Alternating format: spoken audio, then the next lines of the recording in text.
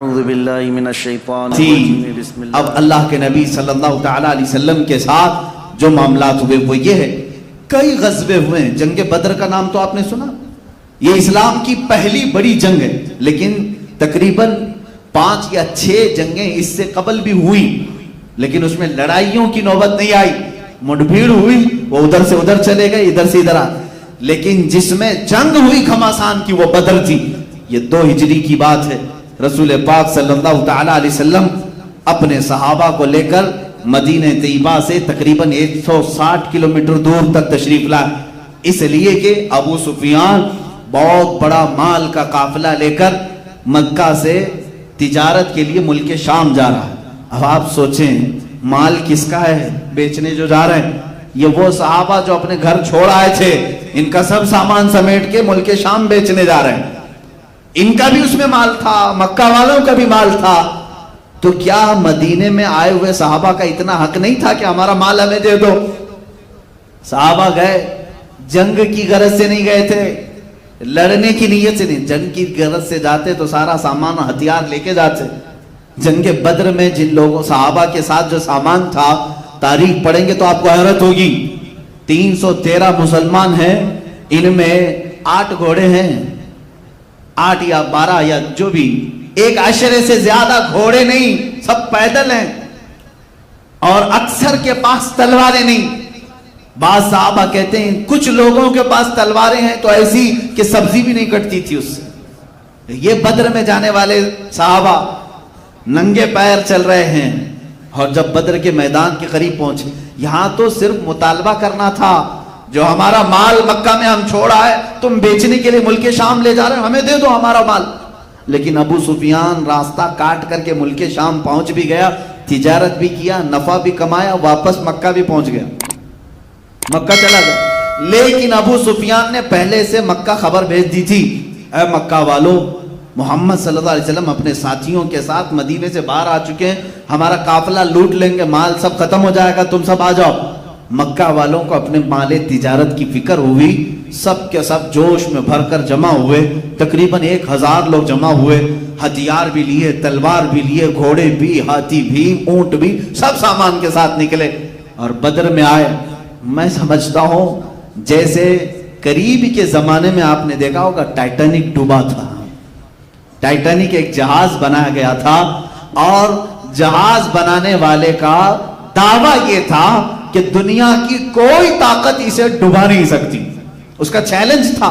اور جانتے ہیں اتنا بڑا جہاز تھا جس میں ہزاروں لوگ سوار تھے، اس ٹائٹینک کے بنانے والے یا کیپٹن نے دعویٰ کر کے جو چھوٹی کشتیاں رکھی جاتی ہیں، ہم بھی سفر کیے ہیں، چھوٹی چھوٹی کشتیاں بڑی جہاز کے ارد گرد رکھی جاتی، کیوں؟ اگر ایمرجنسی آ جائے کچھ بھی تو یہ چھوٹی کشتیوں میں بیٹھ کر کے لوگ سمندر سے باہر نکلنے کی کوشش کرتے ہیں۔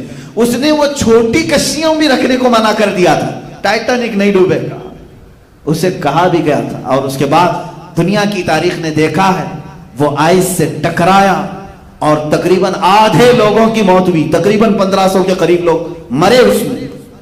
سیم یہ چیز بدر میں آنے والے کفار و مشرکین نے کیا تھا، وہ آئے تھے اور بہت ساری چیزوں میں ان کا شور و غل ایسا تھا کہ رات بھر محفلیں لگاتے تھے، گوشت بھونتے تھے اور کھاتے تھے، طبلے بجاتے تھے اور ناچتے تھے، اور کہتے تھے کہ اب محمد اور ان کے ساتھیوں کو آخری زمانے تک کوئی یاد بھی نہیں کرے گا، ایسا ہم ختم کر کے جائیں گے۔ اتنے بڑے بڑے دعوے، ان کے اگر اشعار آپ پڑھیں گے تو ایسا لگتا ہے کہ یہ لوگ یہ سوچ کر کے رکھے تھے کہ اب اسلام اور مسلمانوں کی کوئی ایک نشانی بھی باقی نہیں رہی۔ اتنے بڑے بڑے اشعار بدر کے میدان میں پڑھ رہے ہیں، اپنے محفلوں میں پڑھ رہے ہیں، لیکن ادھر رسول پاک صلی اللہ تعالیٰ علیہ وسلم 313 نہتے صحابہ کے ساتھ کیا کر رہے ہیں؟ رات کے وقت صحابہ نے دیکھا آقا 1000 سے زیادہ تعداد میں ہتھیار سے لیس ہیں، اور وہ ہمارے مقابل میں آئے ہیں۔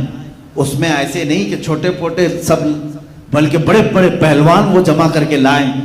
حضور پاک صلی اللہ تعالیٰ علیہ وسلم کے ساتھ جو صحابہ ہیں یہ فاقہ کش نہتے ہیں، بھوک کے مارے۔ حضور صلی اللہ علیہ وسلم کی بارگاہ میں سبوں نے عرض کیا میرے آقا نے فرمایا یہاں میدان تک آنا ہمارا کام تھا، میدان تک نکل کر آنا ہمارا کام تھا، اس کے بعد فتح دلانا مولا کا کام۔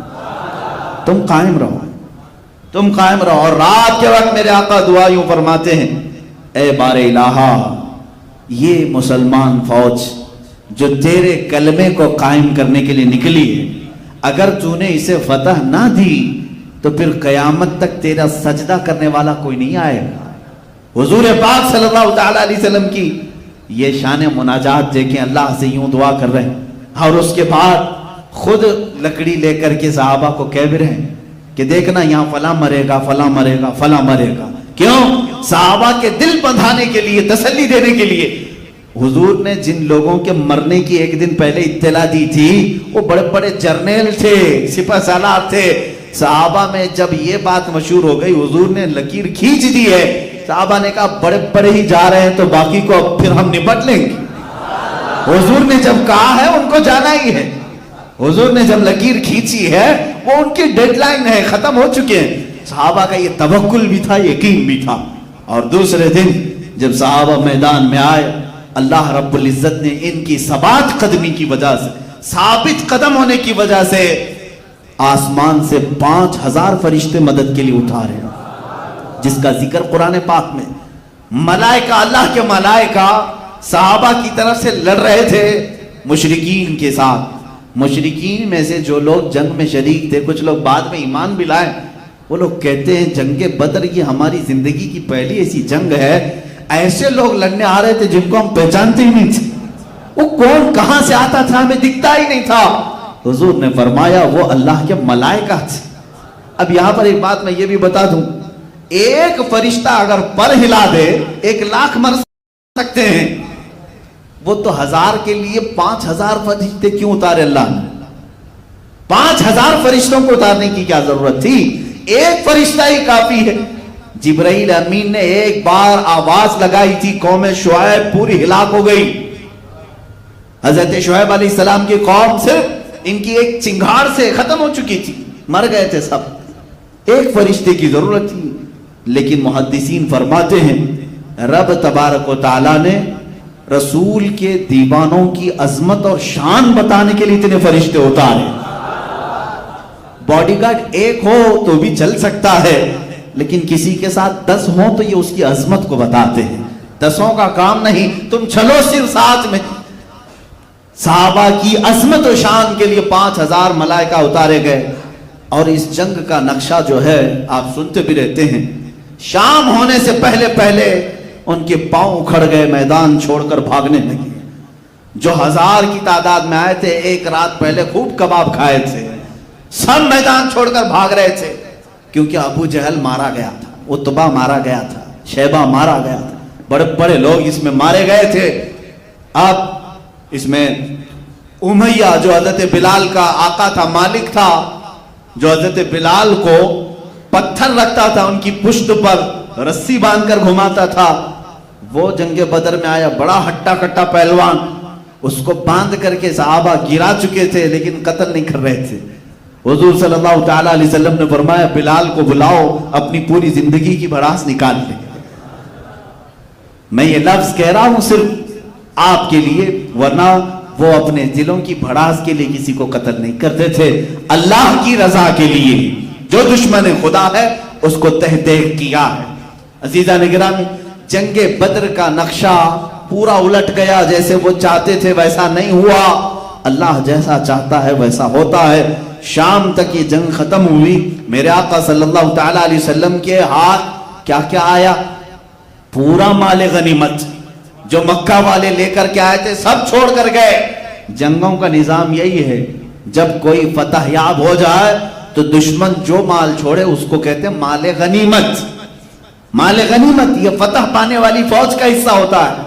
وہ مال غنیمت صحابہ کو بہت سارا ہاتھ میں آیا، اور 70 لوگ قیدی بنائے گئے اور 70 لوگ مارے گئے۔ نقصان اسلام کا کیا ہوا تھا؟ 14 جانیں گئی تھی، 14 صحابہ شہید ہوئے تھے، بس اس کے علاوہ کچھ نہیں۔ ان کی ثبات قدمی اور ان کی استقامت ایسی تھی، تلواریں نہ ہو کر کے بھی اللہ کی ذات پر توکل کیسا تھا۔ ویڈیو کو لائک کر کے شیئر ضرور کر دینا.